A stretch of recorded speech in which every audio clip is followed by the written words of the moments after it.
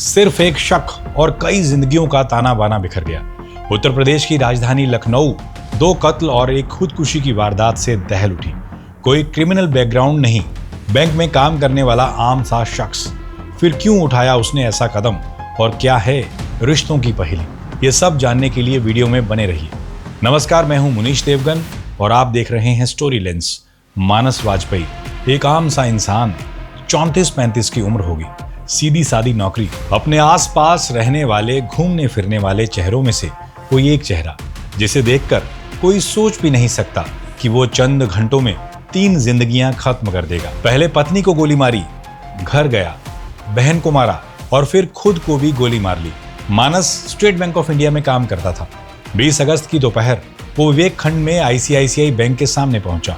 दोपहर करीब 12 बजे वो बैंक पहुंचता है और पत्नी दिव्या मिश्रा को फोन किया। पत्नी इसी ब्रांच में रिलेशनशिप मैनेजर के तौर पर काम करती थी। दिव्या उस वक्त किसी क्लाइंट से मिलने बैंक से बाहर गई थी। वो घात लगाकर इंतजार करने लगा। जैसे ही दिव्या बैंक के पास पहुंचकर कार से उतरी, मानस उसके पास पहुंचा और दोनों में बात होने लगी। कुछ ही मिनट में बातचीत तल्ख हो गई, शब्दों में कड़वाहट हावी हो गई और तभी मानस ने पिस्टल निकाली और दिव्या के सिर से सटाकर पॉइंट ब्लैंक रेंज से फायर कर दिया। दिव्या वहीं गिर पड़ी।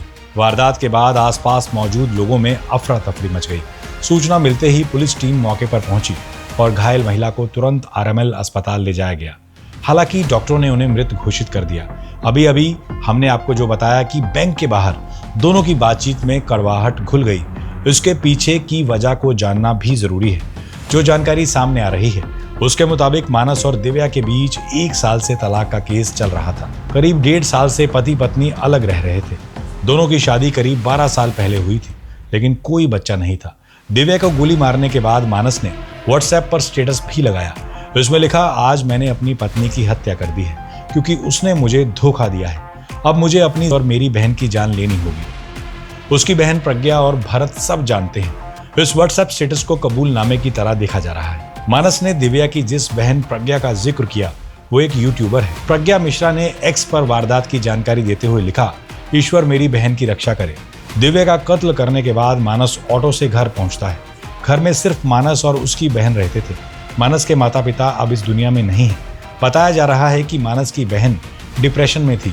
घर पहुंचकर मानस ने तेज आवाज में हनुमान चालीसा प्ले कर दी। एक पड़ोसी ने NDTV को बताया कि जब मानस का WhatsApp स्टेटस देखा तो उन्हें शक हुआ। फोन भी किया लेकिन कॉल नहीं उठा। उसके बाद मानस के घर का दरवाजा खटखटाया गया। अंदर से कोई जवाब नहीं आया।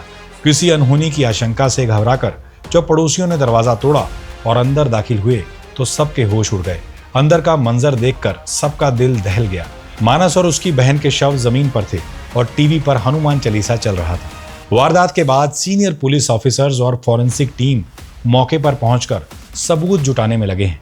पुलिस को मौके से 3 हथियार मिले हैं, जिसमें से 2 पिस्टल, 1 तमंचा शामिल है। आसपास के CCTV कैमरों की फुटेज भी खंगाली जा रही है।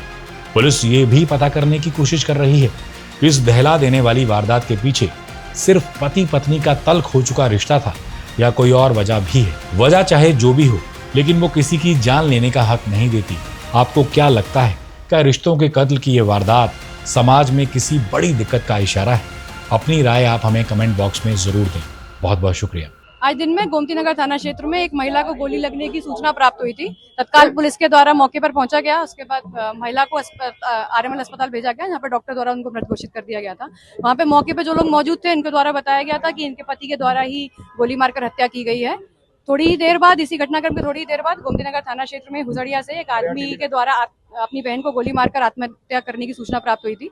उस घटना को जब अटेंड किया गया तो वहां पे वेरीफाई किया गया कि ये जो व्यक्ति है, इनका नाम मानव वाजपेयी है और ये जो पहले गोली लगी थी जिन महिला को, उनके ही हस्बैंड हैं और इन्होंने अपनी बहन को गोली मार के सुसाइड कर लिया है। एक WhatsApp स्टेटस भी इनके द्वारा मिला, इनके मोबाइल इसमें मिला हुआ है कि जिसमें इन्होंने इस सुसाइड को लेकर कुछ घटनाक्रम अपना व्यक्त किया है।